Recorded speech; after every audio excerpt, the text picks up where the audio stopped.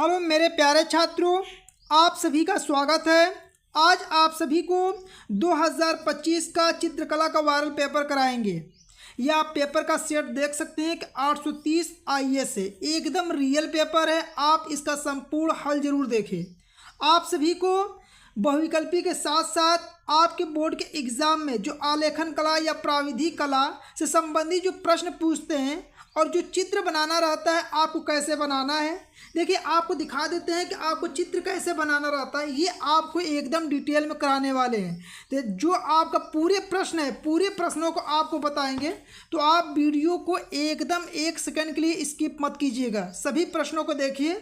साथ में आपको जैसे पपीता हुआ, केला हुआ, इन सब का चित्र बोर्ड के एग्जाम में आता है बनाने के लिए, तो आपको सभी वाले प्रश्न बताएंगे। सिर्फ इतने चित्रों को आप प्रैक्टिस करके चले जाइएगा, बोर्ड के एग्ज़ाम में वही चित्र आपको देता है।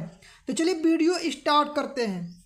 जब बोर्ड के एग्ज़ाम में जाएंगे तो आपको इसी प्रकार से प्रश्न पत्र मिलेगा। यहाँ पे आपको अनुक्रमांक लिखना है, नाम लिखना है। ये आपको प्रत्येक प्रश्न पत्र जितना हल करा रहे हैं, सभी प्रश्न पत्रों में आपको बताते रहते हैं। देखिए समय रहेगा 3 घंटा 15 मिनट का, आपको पेपर हल करने के लिए समय मिलेगा। और जो आपका पेपर का पूर्णांक रहेगा, टोटल 70 नंबर का प्रश्न रहेगा ये। अब देखिए यहाँ पे कुछ सामान्य निर्देश दिए जाते हैं, जो कि आपको चित्रकला का पेपर यदि आप हल कर रहे हैं तो निर्देश को आपको जानना सबसे ज़्यादा ज़रूरी है। देखिए सामान्य निर्देश क्या है कि प्रारंभ के जो 15 मिनट होता है, परीक्षार्थी को प्रश्न पत्र पढ़ने के लिए दिए जाती है। हर प्रश्न में रहता ही, आपको सभी को पता होगा।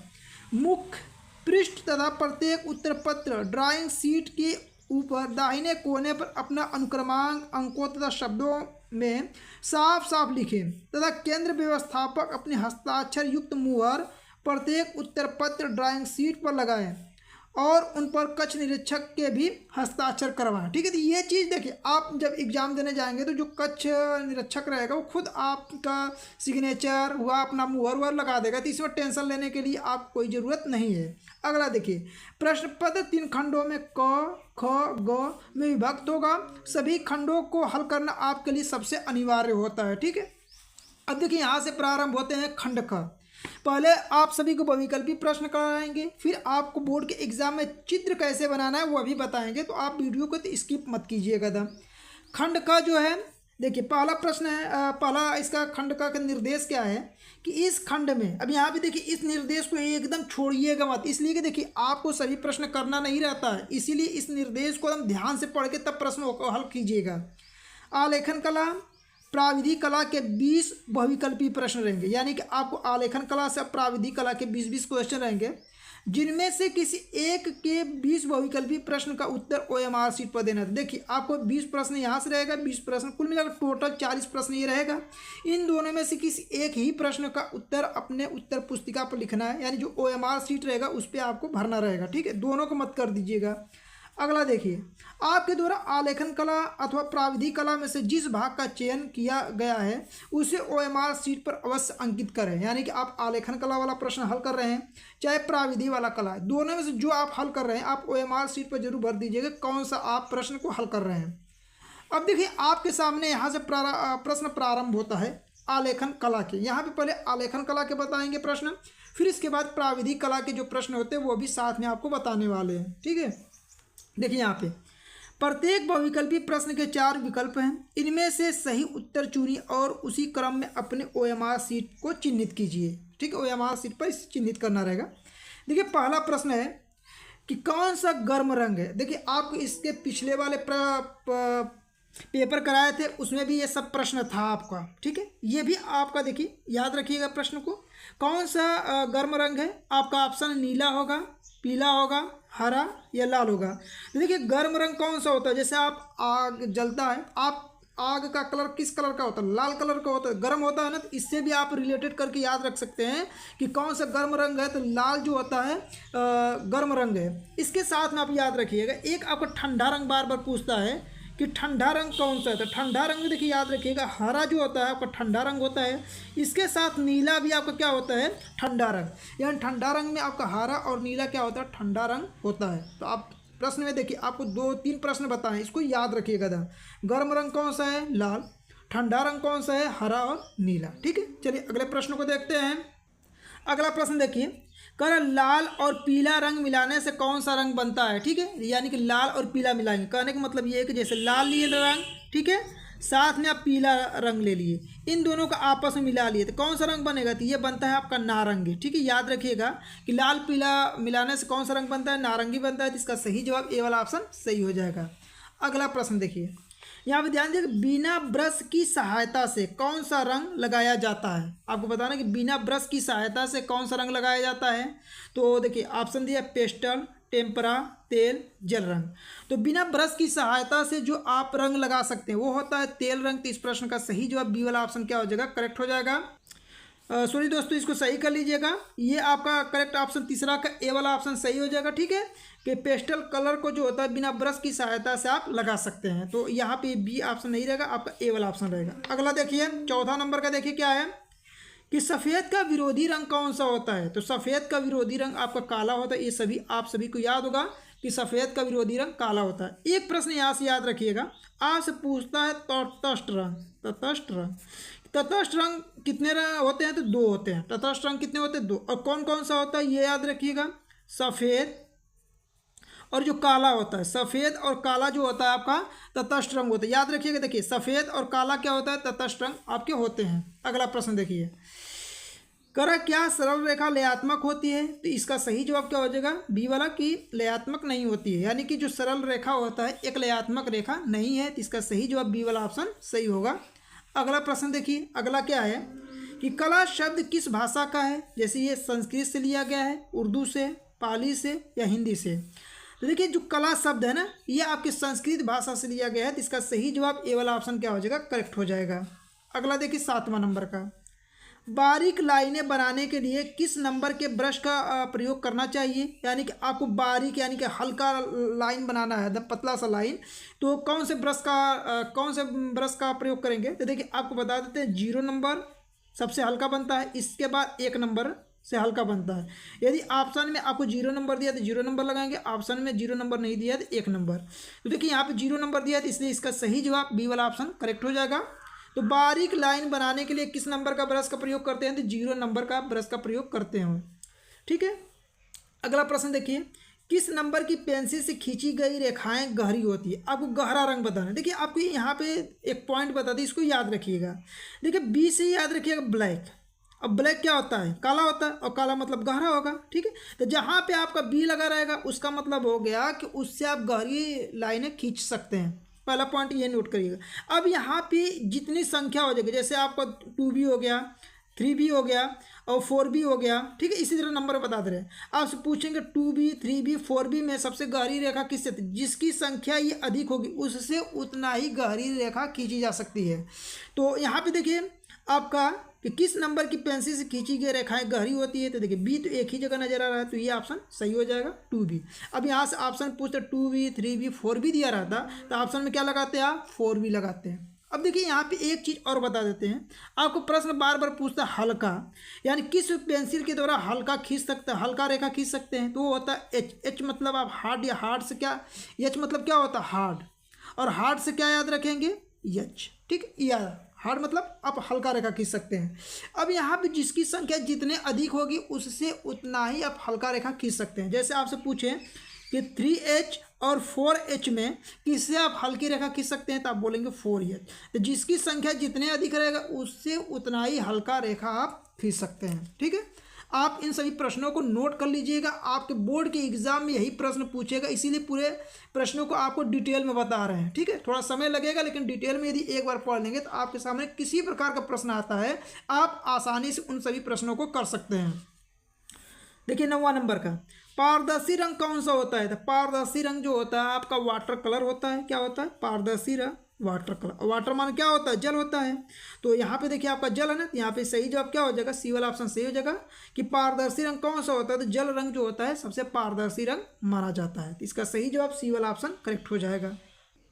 अगला देखिए 10 नंबर का सवाल, ब्रश की सहायता से कौन सा रंग लगाया जाता है। यानी कि ब्रश की सहायता से आप कौन कौन सा रंग लगा सकते हैं। जैसे जल रंग होता है, टेम्परा होता है, तेल रंग, उपयुक्त सभी।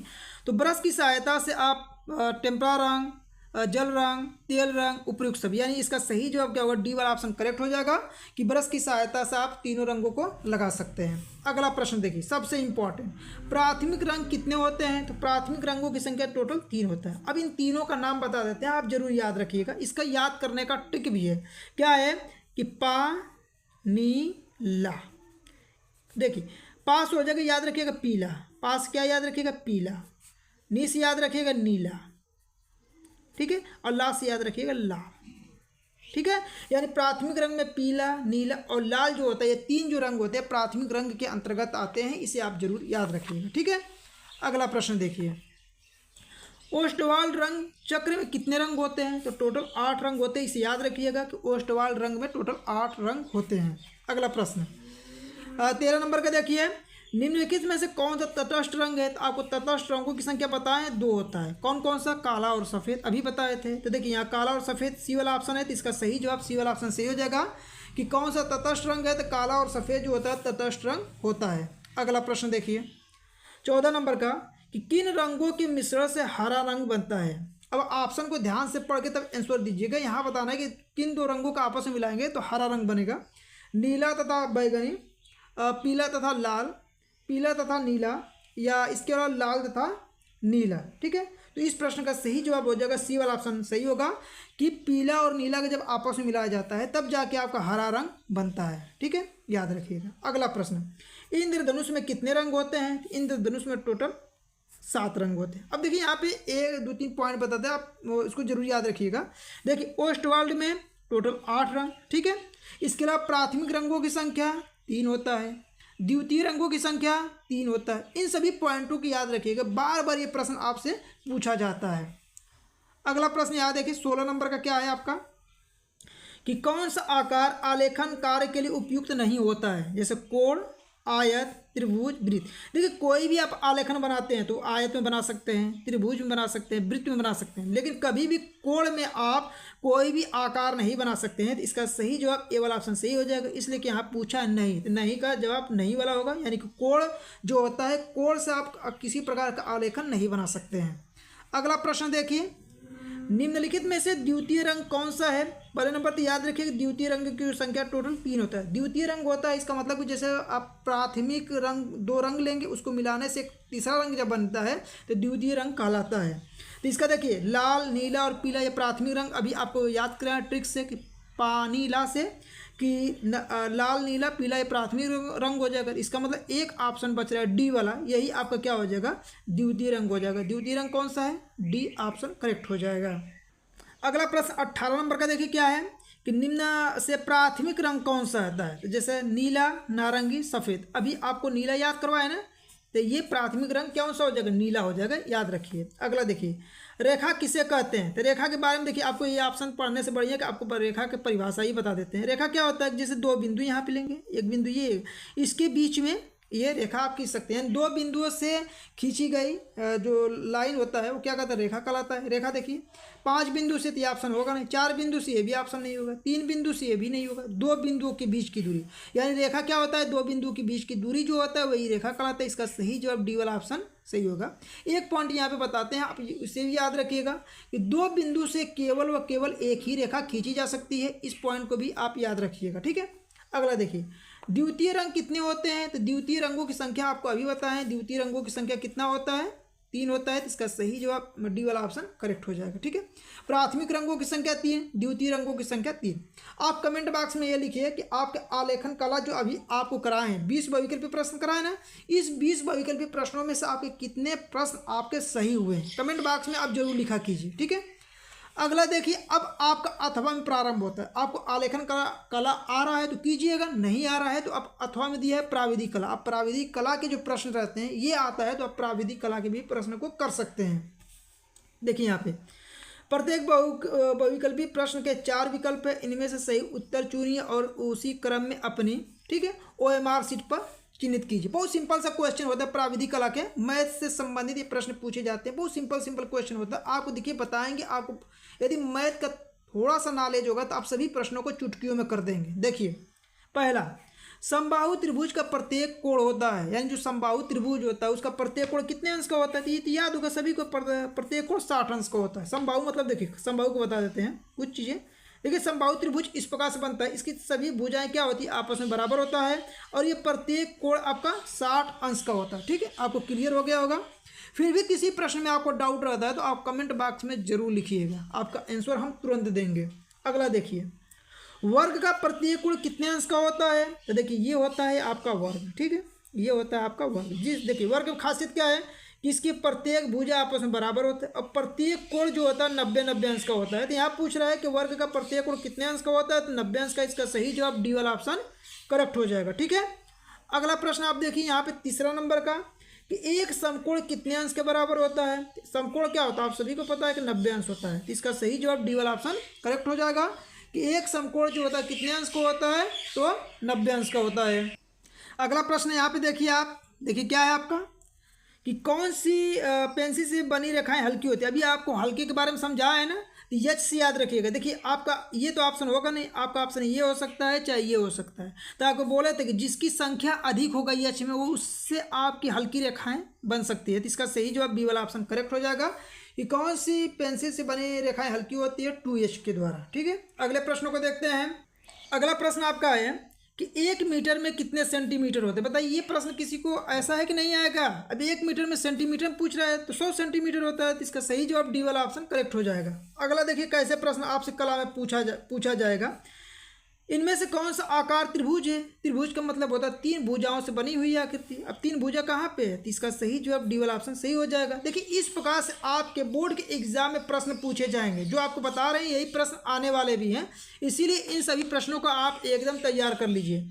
7वां नंबर देखिए, संपूर्ण कोण कितने अंश का होता है? तो देखिए यहाँ संपूर्ण कोण का मतलब होता है, जैसे एक बिंदु है, इसके चारों एक चक्कर लगाएंगे तो यहाँ पे कितने अंश का जो कोण बनेगा वही होता है संपूर्ण कोण। तो संपूर्ण कोण कितने अंश का बनेगा? 360 अंश का। तो इसका सही जवाब सी वाला ऑप्शन करेक्ट हो जाएगा।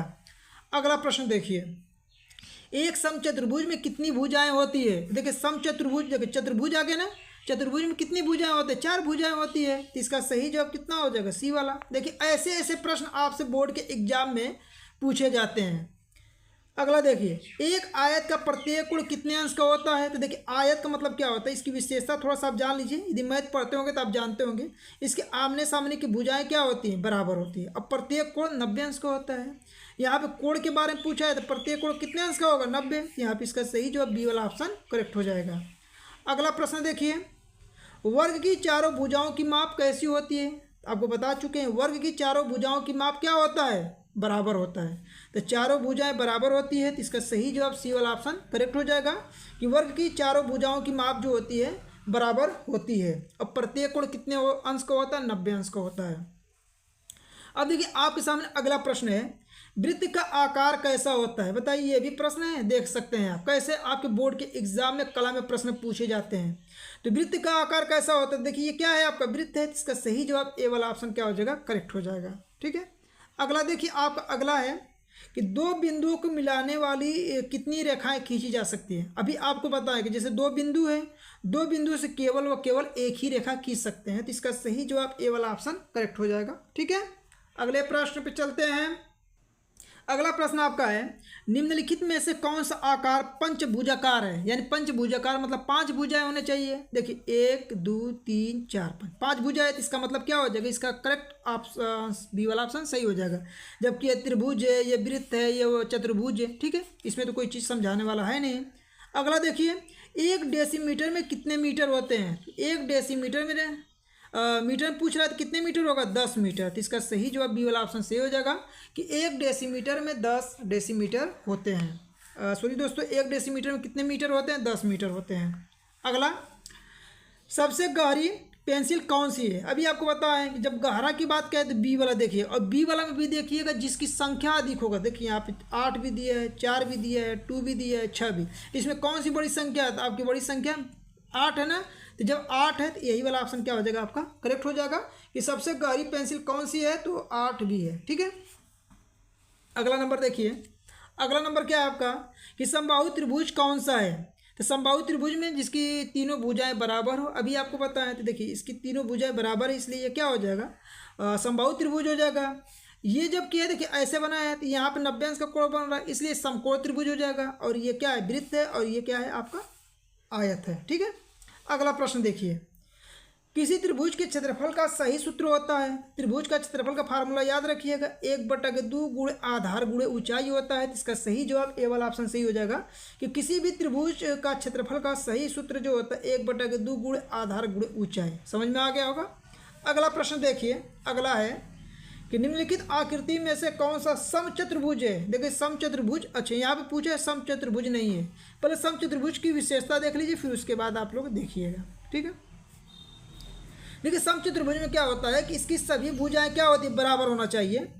ठीक है, तो देखिए इसकी सभी भुजाएं बराबर है, इसीलिए यहाँ पे नहीं पूछा है। तो ये समचतुर्भुज है, ये भी है समचतुर्भुज, ये भी है। लेकिन यहाँ पे देखिए, यहाँ पे वाई वाई वाई दिया, इसमें थोड़ा सा ऑप्शन आपका क्या है कि यहाँ पे जो option A B C D सभी ऑप्शन में आपका क्या है, समचतुर्भुज है।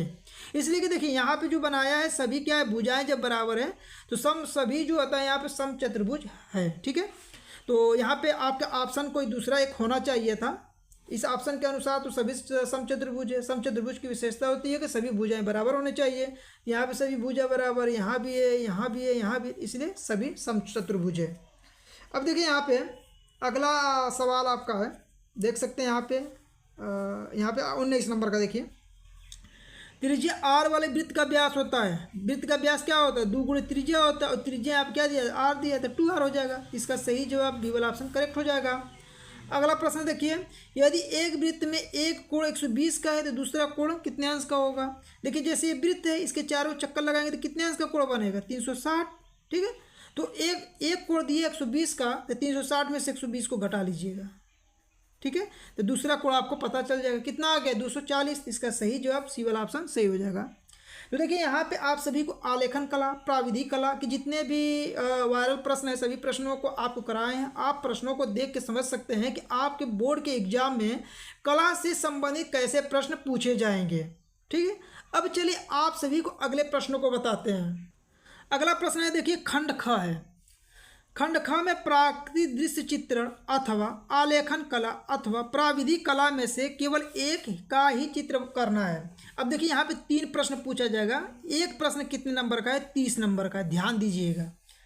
प्राकृतिक दृश्य इसको कीजिए, या अथवा में दीजिए आलेखन कला प्राविधिक कला, यानी 3 प्रश्न, एक ये हुआ, 2 हुआ, 3। इन तीनों में से किसी एक का ही उत्तर आपको देना है। ये चीज़ भी आप ध्यान दीजिएगा, तीनों में से किसको देना है, किसी एक का ही उत्तर देना है।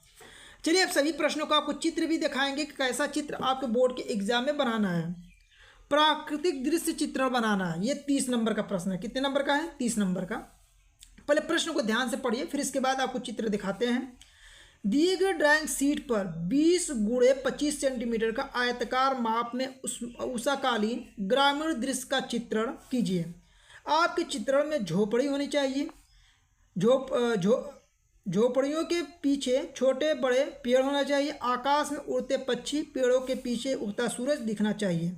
चित्र में जल रंगों या पेस्टल रंगों का प्रयोग आपको करना है। चित्रांकन करते समय निम्नलिखित बातों पर ध्यान देना, और इसी पे देखिए आपको नंबर मिलने वाले। देखिए पहला पॉइंट है, सही रचना परिप्रेक्ष्य बनाएंगे तो 10 नंबर आता है इस पर। संयोजन रहेगा तो 5 नंबर। सुसंगत रंगों के यदि आप चयन करते हैं तो 10 नंबर मिलेगा। आकर्षण एवं सामान्य प्रभाव बनाएंगे तो टोटल 5 नंबर का। ये टोटल प्रश्न कितने नंबर का रहेगा, 30 नंबर का। अब देखिए आपके सामने इस प्रश्न को दिखाते हैं कि इसका उत्तर आपको कैसे देना रहेगा। देखिए आपको क्या करना है कि आपको 20 लंबाई खींच लेंगे, और ये जो चौड़ाई है 15 के खींच लीजिएगा। इतना खींचने के बाद देखिए आपको जैसे कहा वही आपको प्रयोग करना है। यहाँ पे आपको झोपड़ी बनाना है, और झोपड़ी के यहाँ पे उगता सूरज दिखा देना। देखिए कैसे सूरज दिखा, पीला कलर है, हल्का सा लाल है। फिर उड़ते हुए पक्षी को दिखाना है। देखिए यहाँ पे क्या है, उड़ते हुए पक्षी है, और इसके पीछे पेड़ पौधा है, पेड़ पौधा, ठीक है, पेड़ पौधा है ना। इस तरह आपको क्या करना है, बनाना है। इस चित्र को देख लीजिए कितना सुंदर और कितना स्वच्छ है। इसी प्रकार से आप बोर्ड के एग्जाम में यदि बनाते हैं, और जल रंग, पेस्टल रंग इन्हीं को कहते हैं। जैसे ये कलर होता है, इन कलरों का यदि अच्छे से प्रयोग करते हैं, सुसंजय प्रयोग करते हैं, तो आपको 30 नंबर का प्रश्न रहेगा। टोटल 30 नंबर इस पर आपको मिल जाएगा। देखिए कितना ये स्वच्छ सुंदर बनाया गया है। इसी प्रकार से आपको बोर्ड के एग्जाम में इन चित्रों को बनाना है। तो जितना प्रश्न में कहता है वही आपको बनाना रहता है। जैसे झोपड़ी का है तो आप झोपड़ी बनाइएगा, सूरज को बारे में कहा है तो सूरज बनाइएगा, पेड़ पौधा का है तो पेड़ पौधों का दिखा दीजिए। उड़ते हुए पक्षी हैं तो उड़ते हुए पक्षी को दिखाइएगा। आदमी नहीं कहा है तो यहाँ से व्यक्ति को आप आदमी को यहाँ से हटा सकते हैं।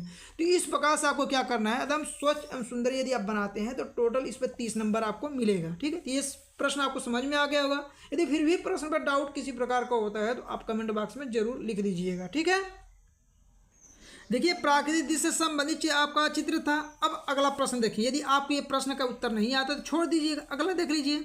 अथवा में देखिए आलेखन कला आप कर सकते हैं। देखिए आलेखन कला पहले आप देखिए, फिर इससे संबंधित कैसे आपको चित्र बनाना है वो आपको चित्र भी दिखाएंगे। ठीक है, देखिए यहाँ पे दिया है कि 20 सेंटीमीटर व्यास की, यहाँ पे ध्यान दीजिएगा कैसे व्यास और वृत्त में बनाना आपको। वृत्त में अल्पना डिजाइन की मौलिक इकाई बनाइए जो दशहरा पर्व हेतु आलेखन भारतीय फूल यानी भारतीय फूल होना चाहिए, पत्तियों कलियों पर आधारित हो, ट्रेसिंग करना वर्जित है, आलेखन में किन्हीं 3 जल रंगों का ही प्रयोग करना है। अब देखिए यहाँ पे इससे संबंधित ये प्रश्न जो है ये आपके पेपर में टोटल 30 नंबर का रहेगा। देखिए आप इकाई की मौलिकता को सही से दर्शाते हैं तो 10 नंबर, लयात्मक रेखाएं सही से दर्शाएंगे तो 5 नंबर, रंगों का चयन अच्छे प्रकार से करते हैं फिर भी उस पर भी 10 नंबर मिलेगा, साथ में आकर्षण सामान्य प्रभाव रहेगा तो उस पर 5 नंबर मिलेगा। तो इस प्रकार से होता है। देखिए इस प्रश्न का आप देखिए पहले चित्र आपको दिखाते हैं। देखिए आपके सामने चित्र, आपको क्या करना है कि जो 20 सेंटीमीटर व्यास का एक पहले वृत्त बना लेंगे। अब वृत्त बनाने के बाद इसमें फूल और कलियों को दिखा देंगे। देखिए ये फूल है, फूल के बाद यहाँ पे पत्ती के बारे में कहा है तो यहाँ पे आप क्या करेंगे, पत्ती यहाँ पे दिखा देंगे, पत्ती बना लेंगे। पत्ती के बारे में फिर यहाँ से आप यहाँ से दिखा सकते हैं, फूल को दिखा सकते हैं। ठीक है, इस प्रकार से। और देखिए यहाँ पे थोड़ा सा रंगों का प्रयोग किया गया है, 3 रंगों का प्रयोग किया था। देखिए 1 2 और यहाँ पे 3 रंग हो गए ना, 1 2 3, और हल्का हल्का से कोई दूसरे रंग भी प्रयोग कर सकते हैं, कोई प्रॉब्लम नहीं होता। ठीक है, मगर 3 रंग से कम रंग प्रयोग मत कीजिए, 3 से अधिक 1 4 रंग 5 रंग कर सकते हैं हल्का फुल्का। मतलब आकर्षित ऐसे बनाएगा चित्र कि वो आपके एग्जामिनर देखे तो तुरंत देखते ही वो आपको नंबर दे दे, यानी एकदम जो चित्र होता है देखने में आकर्षित हो। ठीक है, तो देखिए आपके सामने पूरे चित्र को देख सकते हैं कितना सुंदर बनाया गया है। तो इसी प्रकार से आप बोर्ड के एग्जाम में इस प्रश्नों का उत्तर दे के आइएगा, आपको पूरे नंबर 30 नंबर मिलेगा। तो चाहे आप इस प्रश्न को कीजिएगा, चाहे आपको प्राकृतिक दृश्य वाला बताएं, दोनों में से किसी एक को ही प्रैक्टिस कर लीजिए और इन दोनों में से ही किसी एक का ही उत्तर देके आप बोर्ड के एग्जाम में आइएगा। ठीक है, देखिए आपके सामने प्राविधिक कला है। यदि आपको उन दोनों प्रश्नों का उत्तर नहीं आता है तो आपके ऑप्शन सामने ये है, आप 30 नंबर इस प्रश्न को भी कर सकते हैं। पहले इस प्रश्न को पढ़ लीजिए फिर देखिए। निम्नलिखित 5 प्रश्नों में से किन्हीं 3 प्रश्नों को उत्तर दीजिए। प्रत्येक प्रश्न के अंक समान है। प्रत्येक उत्तर की रचना में निर्दिष्ट रेखाएं, रचनात्मक रेखाएं, अभिष्ट रेखाएं स्पष्ट हो। रचना की, ठीक है, प्रत्येक उत्तर की रचना में निर्दिष्ट रेखाएं, रचनात्मक रेखाएं, अभिष्ट रेखाएं स्पष्ट हो। रचना की रेखाओं को न मिटाएं। रफ कार्य श्वेत फुल स्केप पेपर पर कीजिए, इसे भी अपनी उत्तर पुस्तिका के साथ लगाएं। अब देखिए इससे संबंधित आपसे प्रश्न पूछे जाएंगे। 5 प्रश्न दिया है, इन 5 में से आप 3 का उत्तर देना रहता है। आप प्रश्नों को बता देते हैं, आप देख लीजिएगा, जो आपको पसंद आए, जो आपको आता है वो प्रश्न आप बोर्ड के एग्जाम में कीजिएगा। आपको सामने कला में बहुत सारे ऑप्शन मिलते हैं। ठीक है, देखिए पहला है कि 6 सेंटीमीटर भुजा वाले समखष्टभुज की रचना करना है, या एक आयत क ख ग घ की रचना कीजिए जिसका क्षेत्रफल 15 वर्ग सेंटीमीटर है। इस आयत के क्षेत्रफल के बराबर एक वर्ग की रचना कर लीजिए। साथ में आप ये प्रश्न कर सकते हैं कि 2 समान वृत्तों को एम ख की तिर्यक स्पर्श रेखाएं खींचिए जिनकी त्रिज्याएं प्रत्येक 3 सेंटीमीटर का हो और उनके केंद्रों के बीच की दूरी कितना हो, 7 सेंटीमीटर का हो। साथ में अगला है कि एक त्रिभुज को ख ग की रचना कीजिए जिसका परिमाप 12 सेंटीमीटर है तथा भुजाओं का अनुपात 3 4 5 हो। त्रिभुज अ ब स में अ ब 7 सेंटीमीटर लेना है, ब स 6 सेंटीमीटर, अ और स 5 सेंटीमीटर के परिवृत्त की रचना करना है। ये टोटल आप इन प्रश्नों को देख लीजिए। 5 प्रश्न में से केवल 3 प्रश्न का ही उत्तर देना रहता है, ये भी 30 नंबर का है। तो आपके सामने जितने भी प्रश्न बताएं अथवा बहुत ज़्यादा प्रश्न रहते हैं, इसीलिए जब भी आप कला का जो पेपर आप हल कीजिएगा तो इसके निर्देश को पढ़ना मत भूलिएगा। निर्देश पढ़ना भूलेंगे तो आप गलतियाँ कर जाएंगे। ठीक है, अब देखिए यहाँ से प्रारंभ होता है खंड ग। ये सभी के लिए एकदम अनिवार्य प्रश्न है। इसमें भी आपको अथवा में बहुत सारे प्रश्न मिलते हैं। इन प्रश्नों को देखिए, एक बार यदि पूरे पेपर को आप देख लेते हैं तो आप बोर्ड के एग्जाम में आसानी से सारे प्रश्नों को करके आएंगे। ठीक है, देखिए 22 नंबर का है। इस प्रश्न के 2 भाग हैं, जैसे क है ख है, दोनों ही भागों के चित्र आपको बनाना है। टोटल 20 नंबर के प्रश्न रहेगा। पहला है कि निम्नलिखित में से किसी एक का स्मृति चित्र पेंसिल से बनाइए। चित्र की माप 15 सेंटीमीटर से कम नहीं रखना है। अब देखिए आपके सामने कितने ऑप्शन हैं। 2 अमरूद पत्तियों सहित, पपीता, बैगन, गाजर, यानी इन सभी में से केवल एक प्रश्न का ही उत्तर देना। देखिए कितने ऑप्शन आपको मिलता है, ठीक है। तो अब देखिए इसको बनाते समय किन बातों का ध्यान रखना है कि रेखा सष्ट होना चाहिए, आकृति का अनुरूपता होना। कुल मिलाकर सीधा सीधा ये मतलब होता है कि जो आकृति आप बना रहे हैं वो स्वच्छ एवं सुंदर होना चाहिए, जिससे वो आकर्षित लगे, ठीक है। और 15 सेंटीमीटर से कम मत रखिएगा, 15 सेंटीमीटर से अधिक होगा वो चलेगा, ठीक है, लेकिन 15 सेंटीमीटर से कम मत रखिएगा। चलिए इसमें से आपको एक का आंसर बताते हैं। देखिए आप बोर्ड के एग्जाम में इस प्रकार से अमरूद बना दीजिएगा, यहाँ से 2 पत्तियाँ निकाल दीजिएगा और पेंसिल से ऐसे ब्लैक करके बना दीजिएगा। तो आप अमरूद का प्रैक्टिस कर लीजिए। बोर्ड के एग्जाम में हर साल अमरूद आता है बनाने के लिए, तो आप अमरूद बना लीजिए, चाहे बैगन का बना प्रैक्टिस कर लीजिए। यानी कि वायरल प्रश्न रहते हैं जो हर साल बोर्ड के एग्जाम में आते हैं। तो आप अमरूद को देखिए कितने सुंदर डिजाइन से बनाया गया है। तो इसी प्रकार से आप प्रैक्टिस करके अमरूद को बनाना सीख लीजिए और बोर्ड के एग्जाम में बना के आइए। पूरा टोटल इस पर 10 नंबर मिल जाएगा आपको, ठीक है। आप इस प्रश्न का उत्तर जान गए। चलिए अगले प्रश्न को देखते हैं। देखिए आपके सामने अगला प्रश्न और ये लास्ट प्रश्न है। निम्नलिखित में से किसी एक का स्मृति चित्र पेंसिल से बनाइए। चित्र की माप 15 सेंटीमीटर से कम नहीं होना चाहिए। ये भी 10 नंबर का रहेगा। अब देखिए आपके सामने कितने ऑप्शन हैं। बैट बॉल बना सकते हैं, टेबल लैंप बना सकते हैं, बाल्टी तथा मग बना सकते हैं, खुली किताब तथा पेन बना सकते हैं। इन चारों में से किसी एक का ही उत्तर आपको बोर्ड के एग्जाम में देना है, ठीक है। तो चलिए आपको एक प्रश्न का उत्तर बताते हैं। सभी प्रश्नों को इसी प्रकार से प्रैक्टिस कर लीजिएगा। देखिए ये टेबल लैंप है, आप इस प्रकार से टेबल लैंप बना सकते हैं। तो देखिए कितना सुंदर बना है। इसी तरह आप प्रैक्टिस कर लीजिए लैंप का। ये देख सकते हैं चित्र कैसे बनाया। तो टेबल लैंप का प्रैक्टिस कर लीजिए, या बाल्टी और मग का प्रैक्टिस कर लीजिए। ये आपके हर साल बोर्ड के एग्जाम में आता है। तो ये वायरल प्रश्न आपको बता दी। आप देख सकते हैं कितना सुंदर एवं स्वच्छ बनाया गया है। और इसी तरह पेंसिल की सहायता से ही बनाना है। इसमें आप कलर का यूज नहीं कर सकते। कलर का यूज करेंगे तो आपका नंबर कट जाएगा। सिर्फ केवल और केवल पेंसिल का ही प्रयोग करके ही आपको बनाना रहता है, ठीक है। तो यहाँ पे आपका सभी कला के जितने वायरल प्रश्न थे आप सभी को बताए हैं।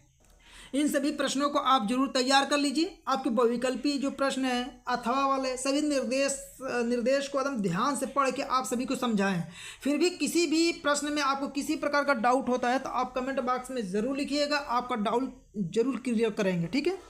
तो प्रिय छात्र, आप सभी को वीडियो पसंद आए तो वीडियो को लाइक करें। चैनल पर नए हैं तो चलो साथ में सब्सक्राइब कर लें। इसी प्रकार से प्रत्येक सब्जेक्ट का, आपके जितने भी सब्जेक्ट हैं सभी सब्जेक्ट का जितने भी वायरल पेपर है सभी पेपर करा रहे हैं। तो जैसे ही हम कोई वीडियो बनाएंगे तो उसका नोटिफिकेशन सबसे पहले आपके पास पहुंच जाए।